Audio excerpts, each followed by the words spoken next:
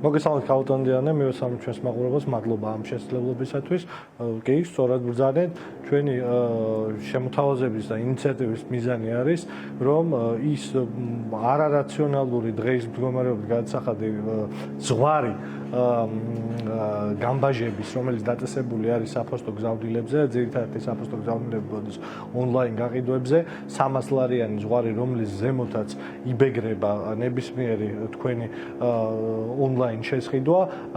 აწეულ იქნა 900 ლარზე მარტივი მიზეზის გამო. პირველი, ეს ზღვარი დაწესებულია 2009 წელს, 2009 წლიდან დღევანდელ დღემდე ლარზე მეტით გაიზარდა დოლართან მიმართებაში გაცვლითი კურსი და ძირითადად უცხო ვალუტაში მიდის ხოლმე ვაჭრობა ონლაინ და მეორე ამბავია, რომ 2009 წელთან შედარებით მოხდა ნამდვილი რევოლუცია ონლაინ გაყიდვებთან დაკავშირებით და საქართველოს მოქალაქეების აბსოლუტური უმრავლესობა დღეს მოიხმარს ისეთ საიტებს, როგორც არის მაგალითად Temu, Alibaba, Amazon და ასე შემდეგ და იქიდან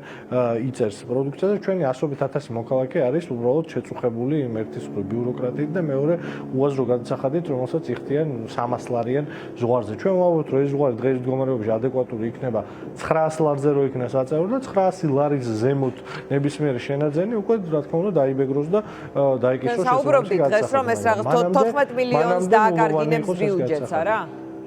კი ბატონო, ჩვენ დავთვალეთ, ჩვენმა მკვლევარებმა დათვალეს 300-დან 900 ლარამდე ზღვარში, აი 32 კილოზე ნაკლები, ანუ რეალურად რატვირთებიც არის ხოლმე უმრავლესობა, 14 მილიონი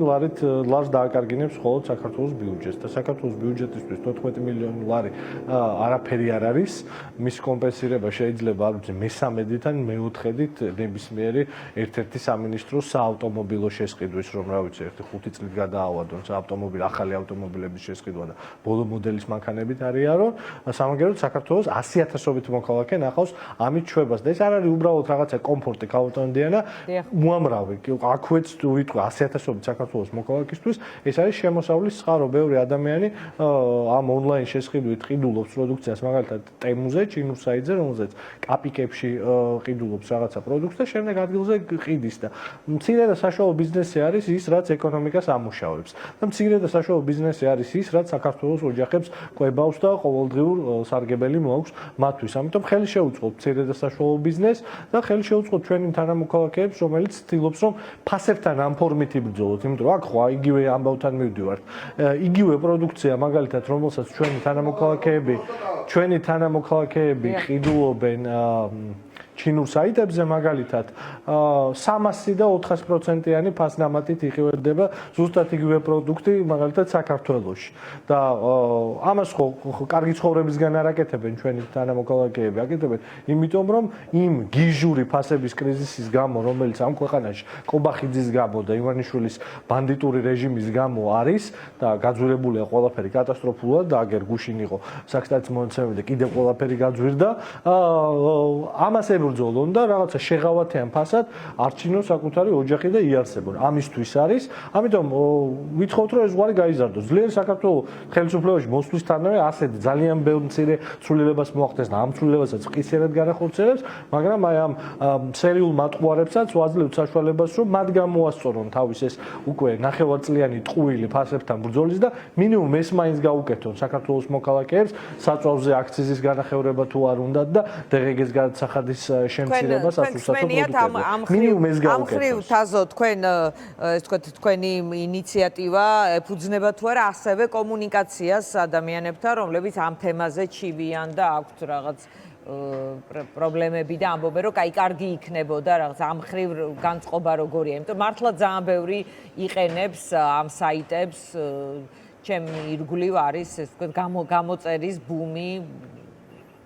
და არა დარწმუნებული ვარ ბევრი ყველგან ეს არის რაღაც ერთგვარი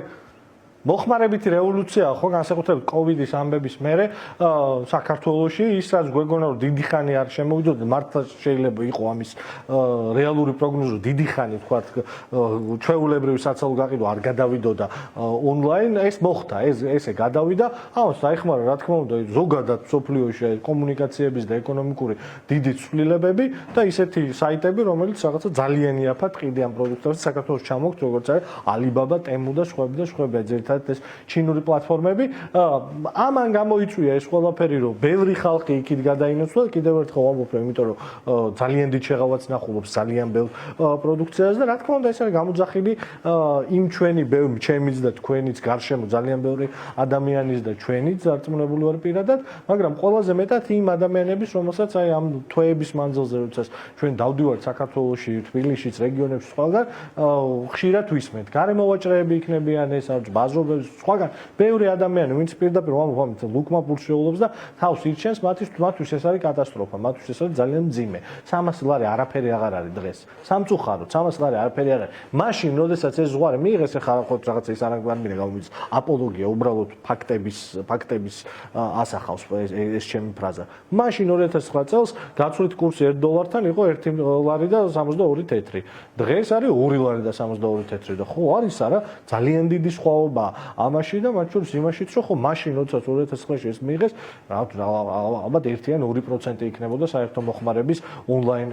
გაყიდვებზე მოსული და დღეს არის რა ვიცი ნახევარზე მეტი. და თან ჩვენ ვხედავთ რომ ყოველთვიურად დახლებზე და მაღაზიებში ფასები ამ პროდუქტებზე მატულობს. მე არ მინდა ის ხალხი დავაკნინო ის დიდი მსხვილი მწარმოებლები მაგალითად და მსხვილი რიტეილ ქსელები რომლებიც ყიდიან, იმიტომ რომ მათაც ხო პრობლემა აქვს. ამ ეკონომიკური ვითარების გამო როდესაც ინფლაცია კატასტროფულია, როდესაც ყველაფრის ფასი იზრდება, როდესაც სასურსათო პროდუქტის ფასი იზრდება, მუშახელის ფასიც იზრდება, არენდის ფასიც იზრდება,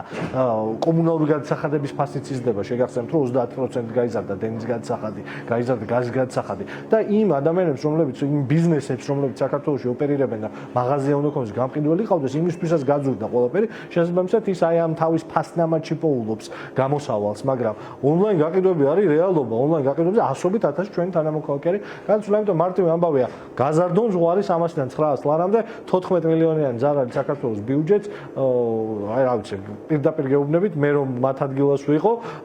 ზუსტად 3 საათიან შეხვედრაზე დავადგენდით, არც იქნებოდა ალბათ საჭირო 3 საათი, 2 საათში ამ ეკონომიას ვიპოვიდით და საქართველოს მოქალაქეებს სამაგეროდ უდიდეს ტვირთს მოხსნიდით მხრებიდან, იმიტომ რომ ბიუჯეტისთვის 14 მილიონი არაფერია, მაგრამ საქართველოს მოქალაქეებისთვის 14 მილიონი ძალიან დიდი ფულია. კი ბატონო, მინდა კიდევ ერთ თემას შევეხო,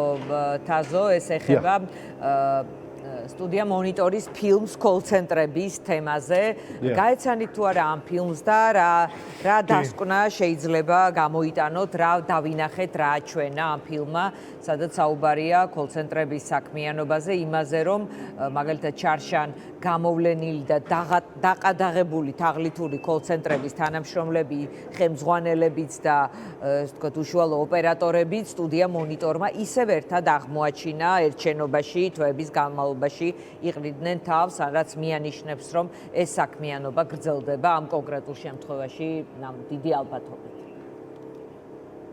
შემაძრწუნებელი, აი პირველი რეაქცია რაც შემიძლია, ეს არის შემაძრწუნებელი მართლა, ეს თქოს შემკვრელი ამბავი და მოვლენა არის, როდესაც უყურებთ, რომ ის სახელმწიფო, რომელსაც 35 წელია, რა ვიცი, უამრავი ომს რუსეთს გადაურჩით, რუსეთის მიერ რამოდენიმეჯერ დაპყრობას, განადგურებას გადაურჩით, გენოციდს გადაურჩით რუსეთის მხრიდან, 1000 პერიპეტიაში გამოიარა ამ ქვეყანამ და აი ესე თვალსა და ხელს შუა ეს ქვეყანა ერთის მხრივ იქცევა შეუმდგარ სახელმწიფოდ და შეუმდგარი სახელმწიფოს პირველი სიმპტომი არის ის, რომ შემდგარ სახელმწიფოებში სისტემური კრიმინალური აი ესეთი სინდიკატები შეეზრდებიან სახელმწიფო სისტემას და ჩვენ ამას ვხედავთ ქალბატონო დიანა შეხედეთ ლაპარაკი აი ამ ფილმიდან მომსვლა აი მართლა შემაძრწუნებელი რიცხვები არის 6000-ზე მეტი ადამიანი ესა ტრანსნაციონალური დანაშაული მთელი ევროპის მათ შორის რუსეთის ბაზარზე ხდება ეს მინდა გითხრათ რუსულენოვანი ჯგუფები წავთ მთელი აი ნახევარ სამყაროში 6000-ზე მეტი ადამიანი დააზარალეს და ამ 6000-ზე მეტ ადამიანს მოპარეს $36 მილიონი დაახლოებით. $36 მილიონი. ქურდობის მასშტაბი, აი ერთი წამით მინდა რომ წარმოედგინო ქალბატონო დიანა ჩვენმა მაყურებლებმა. კრიმინალის ქურდობის არ ვიცი, აი ძალიან ბევრი რამის სინთეზია. აი პირდაპირ გააუბედურეს, ეს არის სოციალური მკვლელობა. ადამიანები სოციალურად მოკლეს, დაასამარეს 6000 ადამიანი, მათი ჯიბიდან მოიპარეს $36 მილიონი და ეს ადამიანები ერთი წლის წინ გამომჟღავნებულია, ისინი დააყადაღეს ქონება სისხლისამართლის საქმეები აღზრეს. ამის შემდეგ ამ კონცენტრების ამბავს ახლა მე პირდაპირ ბმას ნამდვილად ვერ ვიტყვი, არ ვიცი. არსებობს თუ არა ეს გამოძიების დასადგენია მგონია, მაგრამ ასეთი ტიპის კოლ-ცენტრების მფარველობის გამო ციხეში დღეს ზდის საპყრობილეში ზის საქართველოს სუსის უფროსი ბატონი ილუაშვილი, აი ამის მფარველობის გამო და დღეს ეს ხალხი ისევ ჩვეულებრივად ოპერირებს. თქვენი კოლეგა ვახოსანე დღეს გამოვიდა 14 დღიანი პატიმრობიდან, იმიტომ რომ შეურაცხყოფად ჩათვალა ვიღაცამ Facebook-ზე მისი დაწერილი სტატუსები რამ ორმა დეპუტატმა და ამის გამო 14 დღე ციხეში ისდა. ქალბატონი ელენე ხოშტარია ჩემი კოლეგა ეხლა ციხეში ზის იმის გამო რომ ისა რა ქვია ბანერზე წარწერა გააკეთა. ქალბატონი ზია ამაღლობელი აგრეთვე თქვენი კოლეგა ეხლა ციხეში ზის იმიტომ რომ შეურაცხყოფის და შეფურთხების შემდეგ სილა გაარტყა პოლიციელს. ანუ დანაშაულის და ეს ხალხი თან ციხეში ზის და წინასწარ გამოძიების პროცესში და სასამართლოების მსვლელობის პროცესში წინასწარ პატიმრობაში იყვნენ. დილეგში იყვნენ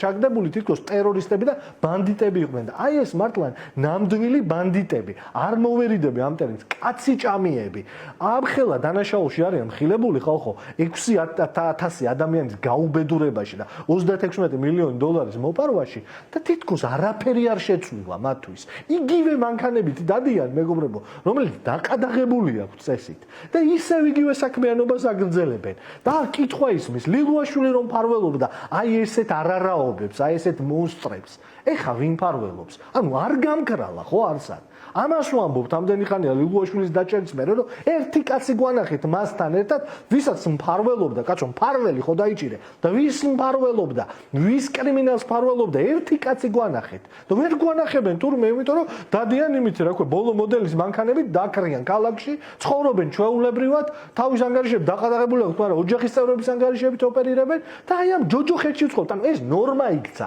ამ საზოგადოებაში ნორმად იქცა რომ ახალგაზრდა პატარა ბავშვები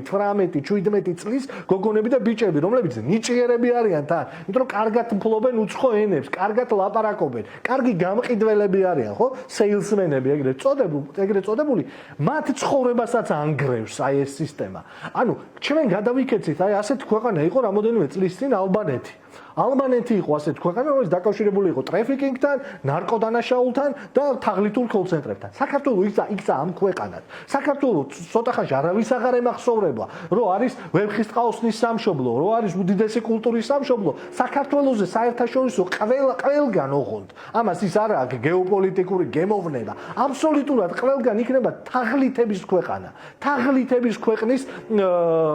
იარლიყი მოგვეკერა. ეს არის ჯოჯოხეთი უბრალოდ რომელიც აი წარმოუდგენელია როგორ შეიძლება ამას უყურო მშვიდად როგორ შეიძლება იყოს საქართველოს პარლამენტის დეპუტატი წილოსანი და მთელ ამ ამბავში შენი მტერი იყო სტუდია მონიტორი ვინც ამას ამხელს მტერი აი ეს ხალხი კი არ იყვნენ 6,000 ადამიანის გამუბედურებლები უბოროტესი არსებები რომლებიც ამხელა კრიმინალს ჩადიან არამედ შენი მტერი იყოს სტუდია მონიტორი რომელიც ამას ამხელს აი ამ ლოგიკის ქვეყანაში ვცხოვრობთ ქალბატონი დიანა და რატო ვერ ხდება ხო შეიძლება არ ლაპარაკი რომ აი ავტოკრატია მყარდება ოღონდ ვერ ასტაბილურებს ვითარებას იმიტომ რომ არ მიიღებს მე ამის მჯერა მე ძალიან კარგი წარმოდგენის ვარ ჩვენ საზოგადოებაზე ჩვენ ქვეყანაზე არ იღებს შეუძლებელია ეს არის რაღაცა ანტისხეულები მოქმედებს ამ საზოგადოებაში რომ აი ამის მიღება არ უნდა ბოლომდე არ უნდა ამის მიღება ნორმად იმიტომ რომ ეს თუ მივიღეთ ნორმად რომ იუმორისტის უდიდესი იუმორისტი მწერლის ნოდარ დუმბაძის სახელით იუმორისტები შეიძლება გალახონ ამას თუ ნორმად